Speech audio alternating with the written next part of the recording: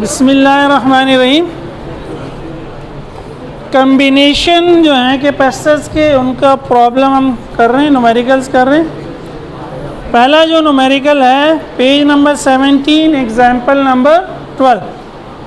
फॉर्मूले साइड पे लिख दिए, अभी आपको समझा भी दिए। लास्ट टाइम निकाले थे हमने ये सारे।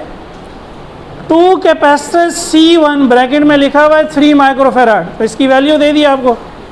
C1 is equals to 3 microfarad and C2 6 microfarad. C2 6 microfarad are in series, दोनों किस में है? सीरीज में। Across a 90 volt DC supply. Volt किसका है? वोल्टेज का या पोटेंशियल का सिंबल। तो V कितना हो गया? 90 volt. Calculate charges on C1 and C2। C1 और C2 दोनों का चार्ज निकालें। तो C1 का चार्ज Q1, C2 का चार्ज Q2, ये निकालें।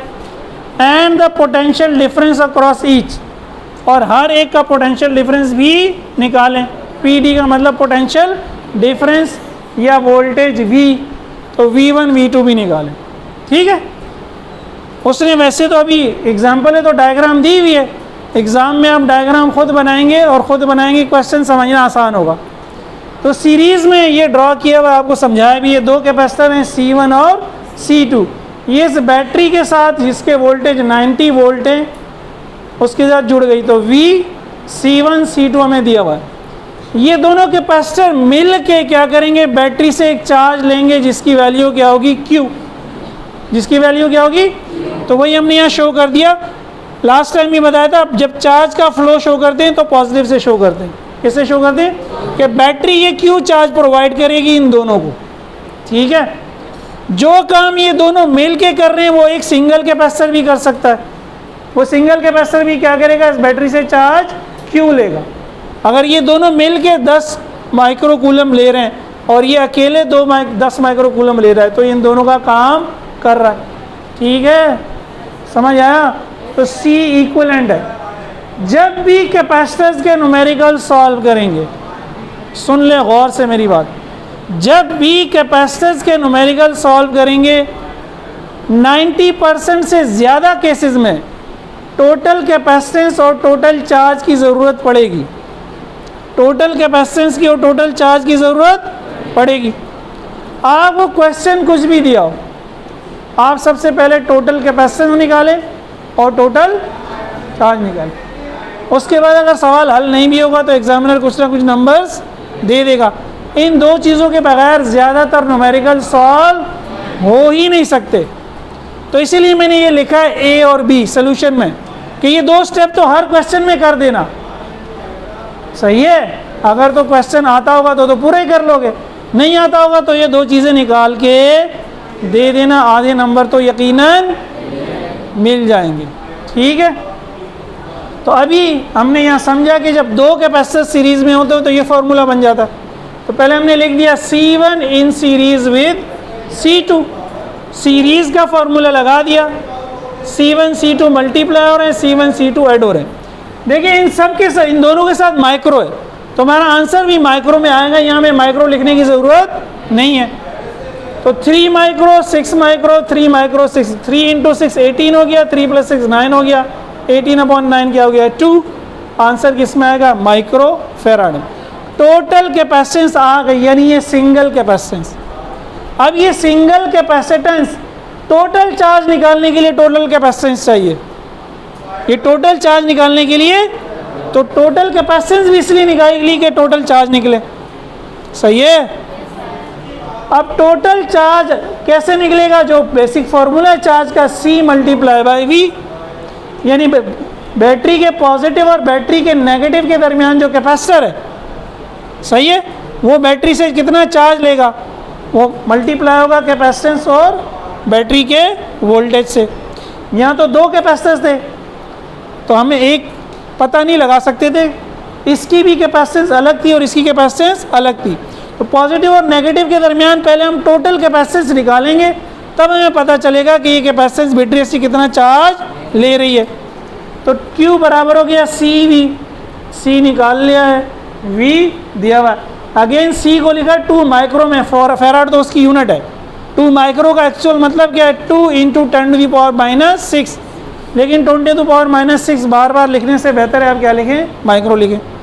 2 माइक्रो मल्टीप्लाई बाय 90, तो 90 इंटू 2 हो गया 180। माइक्रो अपनी जगह पे, चार्ज की यूनिट कूलम, तो चार्ज 180 माइक्रो कूलम हो गया, यानी बैटरी 180 माइक्रो कूलम चार्ज इस कैपेसिटर को देगी। और ये एक्चुअल में कैपेसिटर इन दोनों से मिल के बना है, तो इसका मतलब है बैटरी इन दोनों को क्या करेगी? 180 माइक्रो कूलम चार्ज देगी। अब ये दोनों सीरीज़ में, दोबारा वही बात है, जब सीरीज़ में है तो चार्ज सेम रहेगा। जो बैटरी ने चार्ज दिया है वही C1 का चार्ज होगा यानी Q1, और वही C2 का चार्ज होगा यानी, तो Q1 Q2 Q के बराबर है, तो Q1 Q2 दोनों क्या होगा? 180 माइक्रो कूल। अब फॉर्मूला हमारा यही है, Q इजिकल टू CV के गिर्द ही गेम घूम रही है। अगर आपने Q निकालना है तो आपको C और V पता होना चाहिए, अगर आपने V निकालना है तो आपको Q और C पता होना चाहिए, अगर आपने C निकालना है तो आपको Q और, अगर इस फॉर्मूले से मुझे V निकालना है तो V क्या होगा? Q upon C। V क्या होगा? Q अपॉन, इसलिए हमने लिखा कि V1 क्या होगा? Q1 upon C1। V1 का मतलब है ये रहा कैपेसिटर C1, यहाँ से यहाँ तक V1 है ना, लास्ट टाइम समझाया भी था। तो इन दो पॉइंट्स के दरमियान चार्ज कितना है और कैपेसिटेंस कितनी है? तो चार्ज तो हमने निकाल लिया, Q ही है, और कैपेसिटेंस कितनी है? C1। तो Q1 अपॉन C1 क्या हो गया? Q upon C1। Q की वैल्यू रख दी, Q 180 माइक्रो है, C1 3 माइक्रो है, माइक्रो से माइक्रो कैंसिल, 180 अपॉन 3 क्या हो गया? 60। अगेन Q2 अपॉन C2 क्या हो जाएगा? V2। वैल्यू पुट कर दी, सॉल्व कर लिया, 30 वोल्ट आ गया। अगर वेरीफाई करना है इन दोनों का सम बराबर होगा V के, यही लिखा है ना, दो है तो V1 प्लस V2 होगा ना, तो V कितना है? 90, और V1 प्लस V2 भी कितना है? 90। इसका मतलब हमने क्वेश्चन क्या किया? ठीक किया। भाई याद ये रखना कि फॉर्मूला यही है, Q is equal to CV। Q निकालना तो CV, V निकालना है तो Q अपॉन C। अब V1 और V2 है तो Q1 अपॉन C1 और Q2 अपॉन C2। क्लियर है सबको? कोई ऐसी बात तो नहीं जो समझ में ना आई हो? फिर इसको उतार लें और एक क्वेश्चन फिर आप खुद करें।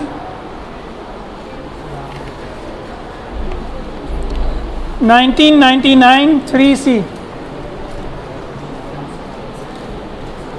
इसी तरह का सवाल है, सिर्फ वैल्यूज चेंज है।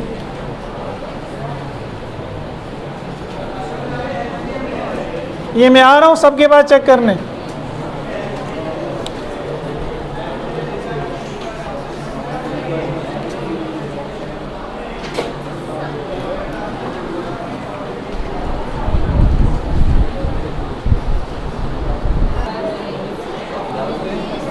ये 1999 वाला क्वेश्चन आपने कर लिया खुद। ये दोनों जो क्वेश्चन है 2019 में और प्रॉब्लम नंबर 12 जो बुक की है, ये भी बिल्कुल सेम यही क्वेश्चन है, अगेन वैल्यूज चेंज है। ये भी आपका होमवर्क है, ये आप खुद कर लेंगे। ये कर लेंगे तो नेक्स्ट क्लास में जो हमारे कुछ प्रॉब्लम्स हैं वो हमें करना आसान होंगे। ठीक है।